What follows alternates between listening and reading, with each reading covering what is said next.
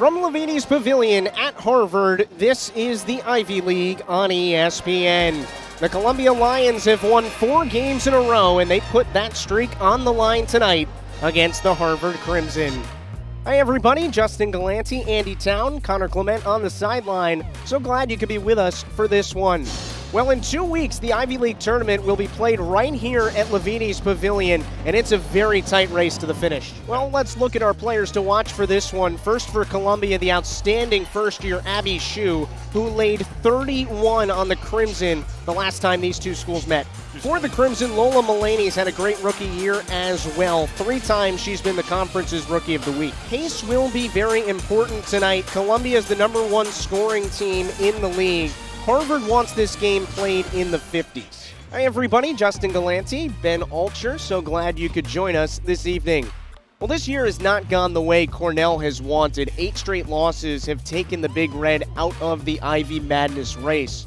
Harvard has lost 4 in a row. They're on the outside looking in. Still a chance to get in, but they have to win tonight.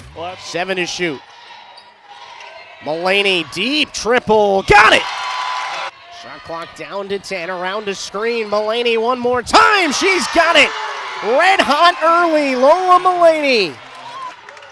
Mullaney for 3, got another one! Stritzel tracks down the rebound, the first year throws it up. 7-point game. Harvard's got some fight as Cornell needs a timeout. Stritzel, NBA distance, got it! It's down to 4. 3-pointer for Stritzel. Boy, did they need that. Absolutely. Bame in the post once again. This time she's got it. 3-pointer for Sussman is good. Stritzel in on Widman. Goes up and it's good. Nice move from the first year Stritzel. Stritzel the steal. All the way. Stritzel's got it down to a 9-point game. 3-pointer. Sussman. She's 3 for 3 from behind the arc. Stritzel way off, and for the first time in program history, the Cornell Big Red have won at Levini's Pavilion. Well, the Harvard Crimson have been excellent shooting the 3-ball this season. They make 8 per game, and Ben, coming into this one, you thought that would be the big difference because Cornell makes the fewest 3s per game in the Ivy League. But it hasn't been a big difference today, and that's a big reason Cornell's up 11. Well, bad night to have a cold night shooting for Harvard. It really started early on. The Crimson got a number of decent looks from 3, open looks off of pushing the ball against the Cornell press, and they really didn't hit any of them. And it wasn't until Mullaney got hot at the end of the second quarter that they finally start to get those 3s and get some rhythm offensively. And, you know, now they're a little bit stop and start. Mullaney hit another. Stritzel got one to go, but they're looking for a little more consistency from behind the arc. Sarah Park with the basketball in the game for the first time. Mullaney starts the 4th quarter on the bench. Harvard's made 5 threes. Cornell's only made 4 as a foul is called here against the Big Red on the pass looking for Stritzel. Yeah, quick little V cut from out high. Nice backdoor run from Stritzel. A good feed by McCarthy, and then Jorgensen just with a sweep of the leg. This was a 9-point game right before the end of the 3rd quarter. Harvard turned the basketball over late, and Ume got a layup at the buzzer that feels like it was a big play. Absolutely, that double-digit lead, huge for Cornell. Stritzel had it blocked. No fear, she goes back up. 9 points for Stritzel. I think for Harvard to really feel like it's going to get back in it, they've got to be under 6 or less by the time we get to the media break. 2-1-2 zone here for the Crimson in the 4th. Jorgensen fakes it. Good ball movement here from Cornell. Who's going to take the shot?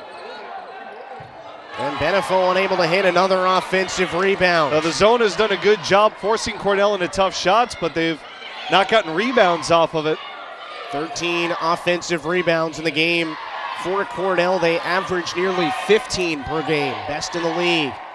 Shot clock low again. Bagwell Katalinich, good position down low, but the foul called on the floor, probably good for Harvard. Bagwell Katalinich is the best free throw shooter in the Ivy League, and Sussman just couldn't stay in front of her. Yeah, Cornell's done a good job forcing somebody else other than Bame to guard Bagwell Katalinich.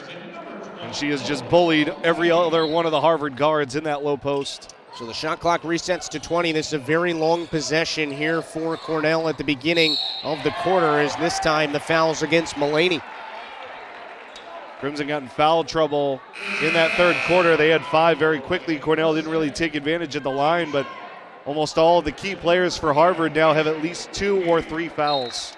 This possession is 47 seconds so far for Cornell. Won't be the end of the world for Harvard if they can keep it scoreless, though. Ceramic working on Mullaney. And Benefo entry to Widman. Can't hit, and Benefo again on the glass, missed it. Rebound is loose, and it's taken by Ceramic. Boy, Cornell's been so good on the glass today. They are not giving up anything. Shot clock low once again. Three-pointer for Jorgensen is no good. And finally, Harvard had its hands on it, but it's taken away from Mullaney by Ceramic. This is almost a 2-minute possession for Cornell. It's like a power play for the Big Red.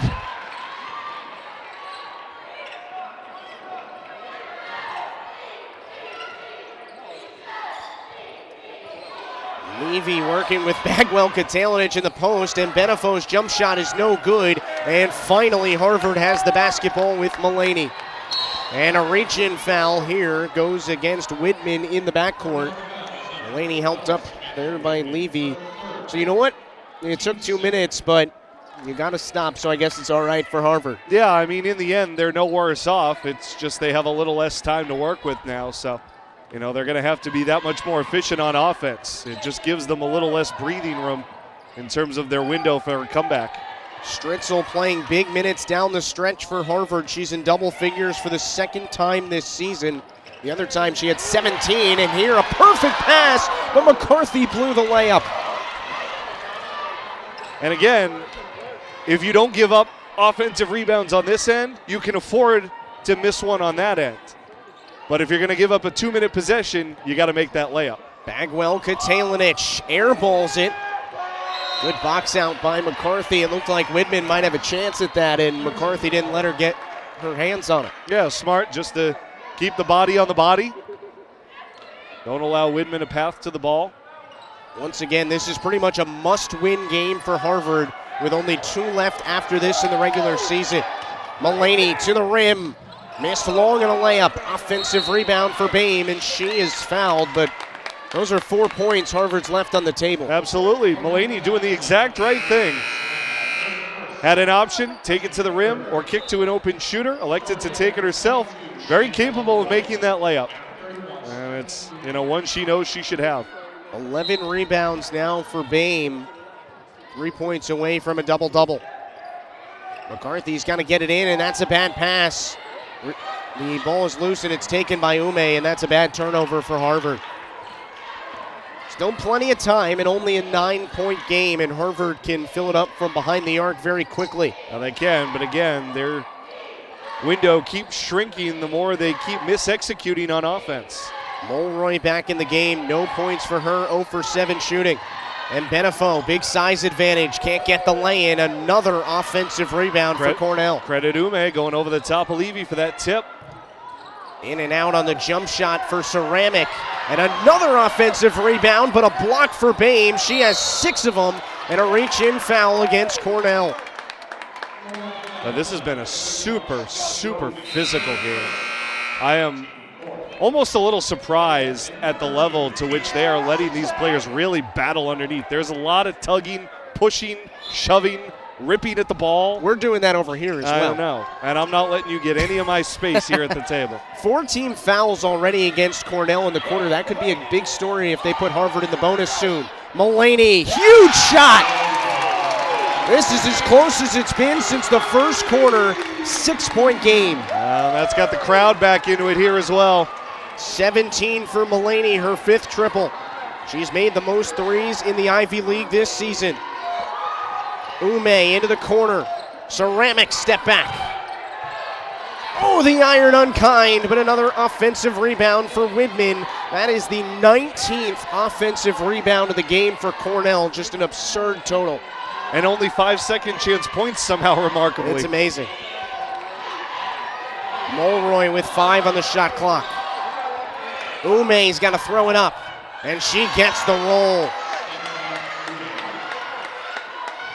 Full court pressure being applied as it has been all game for Cornell. Nearly midway through the fourth quarter.